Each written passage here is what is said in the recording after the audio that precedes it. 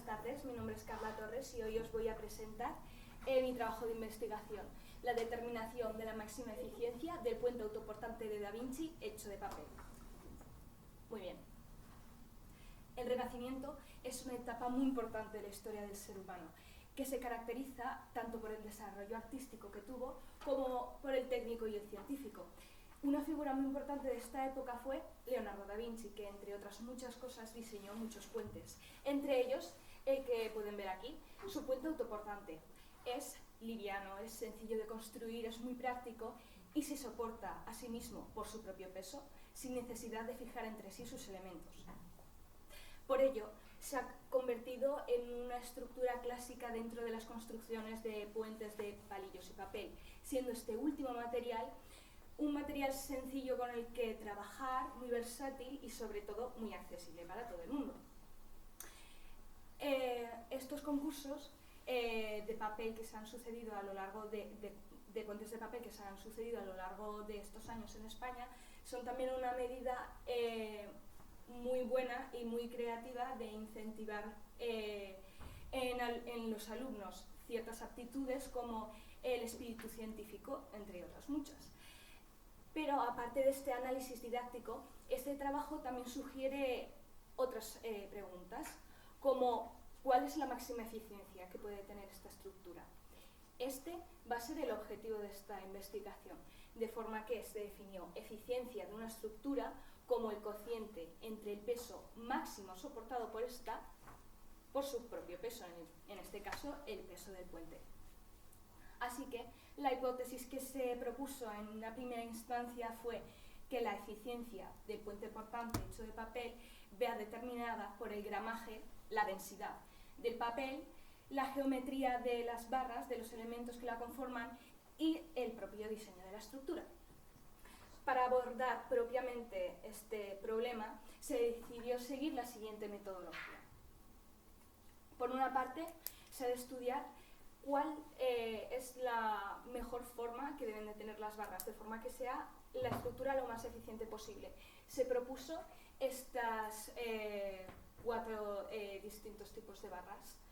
Por una parte, con papel, hacer una masilla con papel, como por así decirlo, papel reciclado casero, de forma que las barras quedasen macizas. Doblar repetidamente el papel, de forma que la base fuese en forma de óvalo. Enrollarlo desde su ancho o recortar en el folio un cuadrado y enrollarlo siguiendo su diagonal. Para determinar cuál de estas formas eran las mejores, se hizo un ensayo de flexión que consistía en sujetar los dos extremos de las barras y aplicar una fuerza desde el centro de la barra hasta romperla. De forma que la barra más eficiente era la que mayor peso soportaba, la que mayor carga soportaba. Muy bien, a partir del estudio de la forma de las barras, después se analizó cuál era el mejor papel a utilizar y se propuso los siguientes tipos de papel.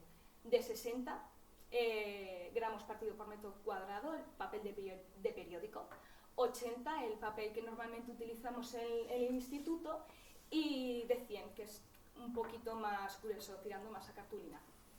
Y se hizo exactamente lo mismo.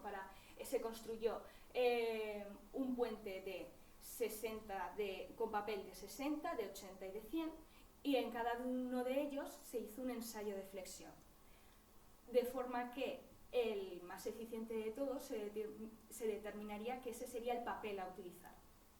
Vale. A continuación, ya teniendo todos los materiales con los que vamos a utilizar y cuál va a ser la geometría de los elementos, se ha de rediseñar el puente, optimizarlo para que sea más eficiente. Así que se tuvo que realizar un cálculo estructural de este diseño y se propusieron otros 3 modelos distintos que ya explicaré más adelante. Y se procedió de la misma forma, se realizaron ensayos de flexión. Así que de estos 3 últimos modelos, el más eficiente de todos se determinó que es la mejor versión del puente autoportante de Da Vinci. Y la máxima eficiencia de este es la máxima eficiencia que puede tener esta estructura. Los resultados recabados fueron los siguientes. Por una parte, tras un análisis preliminar se descartaron las dos primeras opciones que os propuse y solo se realizaron ensayos de flexiones para el modelo 1, el papel doblado desde su ancho, y el modelo 2, el de la diagonal. Y estos fueron los resultados. Por una parte, quiero destacar primero que este valor que veis aquí de la fuerza de la barra 1,1 es un error. Al realizar el ensayo, el aparato con el que se medía la fuerza, que se llama dinamómetro, al romper la barra, chocó contra la superficie de sujeción y registró un valor muchísimo más alto que el real. Aún así, se puede observar que la barra del modelo 2, que al tener una sección más pequeña, es muchísimo más eficiente. Así que se estimó que esta era la barra que se utilizaría a partir de ahora para realizar todos los pruebas. Estos fueron los tres puentes que se construyeron. Este es el de gramaje 60 de papel de periódico, el de papel normal y el de casi cartulina. De forma que se realizaron los ensayos de flexión que ya he mencionado y estos fueron los resultados que se obtuvieron. Aquí hay diferentes cosas que destacar.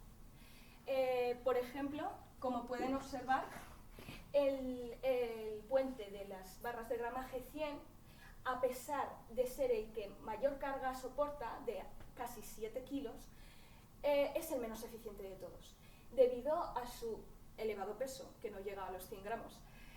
Así que, calculando esta eficiencia, mediante el cociente que ya he explicado, se determinó que el papel más eficiente era el de gramaje 80, que tiene una eficiencia del 96,23. A partir de entonces, lo que se tuvo que hacer es rediseñar el puente. Para ello, se realizó en modelado 3D el puente en un programa llamado Autodesk, que es el que podéis ver aquí. Este es una vista isométrica del puente y este es en alzado. Y después, mediante un programa llamado ANSYS Workbench, se hizo una simulación de, aplicando una carga desde el centro del puente, cómo se deformaba, o sea, la deformación plástica del puente. Que esto nos permitió calcular a los esfuerzos a los que se veía sometido el puente, es decir, las fuerzas internas, que es lo que le ocurría al puente cuando esta carga se veía aplicada, y cómo ésta se distribuye a lo largo de la estructura. Si me permiten, ahora les voy a enseñar el vídeo.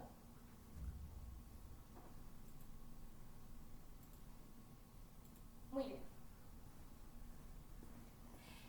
Aquí hay muchas cosas que apuntar, pero la principal y la más importante de todas es que el esfuerzo predominante en esta estructura es el de flexión, que tiende el esfuerzo de flexión que tiende a doblar un cuerpo. Sobre todo en la parte central, sobre todo en la barra meridional, como pueden observar aquí. También existen ciertos esfuerzos de compresión. Un esfuerzo de compresión es el que tiende a cortar un cuerpo, a comprimirlo, en estas barras laterales que podéis ver aquí. Pero en este caso, en esta estructura, este diseño específico, se desestimaron. De forma que la masa se ha de centrar sobre todo en este punto. Y también la curvatura del puente juega un papel bastante importante en la distribución de las cargas y, por tanto, la eficiencia del puente. Aquí, visto el 1, ¿verdad? Sí. Vale. Más o menos, esta es la forma que tiene el puente, ¿no? Aplicando una carga así, las cargas se distribuyen de esta forma. De modo que, al descomponerlas, podéis ver que la componente en el eje Y, este de aquí, es muchísimo menor que la componente del eje X. ¿Qué significa esto? Que el puente, cuando vamos a aplicar una fuerza así, se va a abrir y va a provocar que sea más inestable y que, por tanto, soporte menos. Entonces, hay que hacerlo lo menos curvado posible, de forma que cuando esto suceda, las cargas bajen muchísimo más verticales. ¿En qué se traduce esto? Ya lo estáis viendo. En un puente con una mayor altura y una menor luz. La luz es la diferencia entre los apoyos.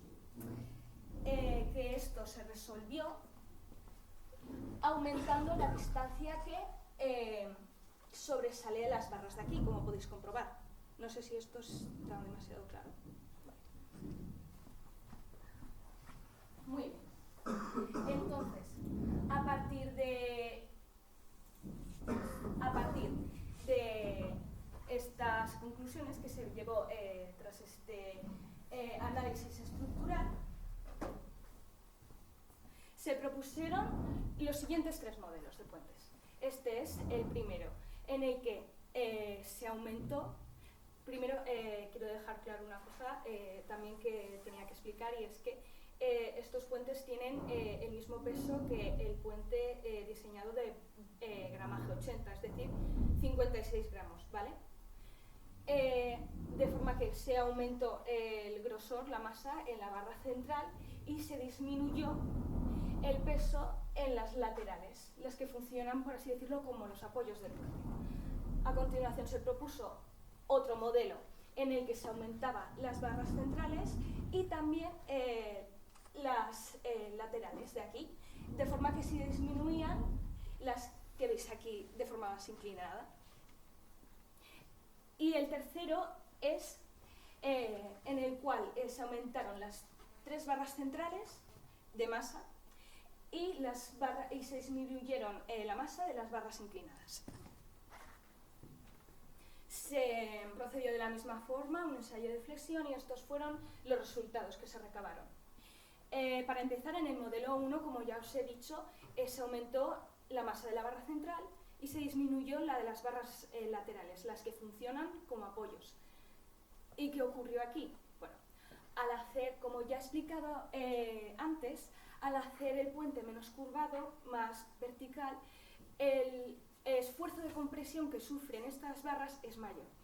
Y al disminuir la masa, obviamente no podían resistir tanto esfuerzo, de forma que al realizar el esfuerzo de flexión estas barras se rompieron incluso antes que las barras del centro, lo que ocasionó que la eficiencia fuese bastante más baja comparada con el resto de modelos. Y comparando los modelos 2 y 3, aquí se aumentaron las barras laterales, los apoyos, y aquí las centrales. Y como se puede observar, el modelo 3 de las barras centrales aumentadas es muchísimo mayor, la eficiencia es muchísimo mayor, y por tanto se estima que el ensayo de flexión es aún así el predominante en esta estructura. Así que la máxima eficiencia del puente autoportante de Leonardo da Vinci es de 119,82.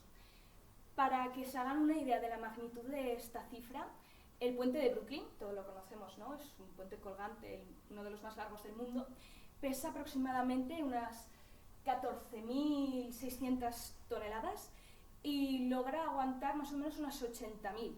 Eso quiere decir que su eficiencia es de 5,45. Muy bien. Así que, aparte de que la eficiencia del puente, la máxima eficiencia de este puente era de 119,42, como ya os he comentado, también se llegaron a estas conclusiones. Y es que en el puente original la masa estaba mal distribuida, porque para llegar a ser más eficiente se debía de concentrar en la zona central para contrarrestar este esfuerzo. También, modificando la estructura, se vio que las barras laterales no podían cambiar, ya que si se disminuía su masa, entonces no podían soportar ese esfuerzo de compresión que ya he comentado. Después, pues obviamente el esfuerzo de flexión era el predominante y que el papel a nivel de eficiencia mejor a utilizar en todos los casos es el de papel de 80. Entonces, la hipótesis que se planteó en un principio, aunque es correcta, no está del todo bien definida. La eficiencia del puente autoportante de Leonardo da Vinci hecho de papel, aparte de estar determinado por el gramaje, la densidad del papel, la geometría de las piezas que lo conforman y el diseño y la forma en la que la masa está distribuida en él afecta en cómo las cargas se distribuyen. Y esto a su vez afecta en cuáles son los esfuerzos que se pueden percibir en esta estructura. De forma que los esfuerzos y el diseño, la geometría de una estructura son dos conceptos que a nivel de eficiencia están íntimamente ligados y que dependen uno del otro. Muy bien, pues ¿alguna pregunta? ¿Algo que queréis comentar? Bueno, pues quería acabar, pues primero de todo, dando las gracias al Valle del Ebro, en especial al Departamento de Tecnología, por haberme dejado sus talleres para realizar todos los ensayos que habéis visto a continuación. También a Paulino, que fue mi primer profesor coordinador, quien tuvo la idea de realizar este trabajo de investigación, y sobre todo también a Pablo Jalva, que me ayudó muchísimo y cuya ayuda fue vital para desarrollar este trabajo. Todos ellos, muchísimas gracias.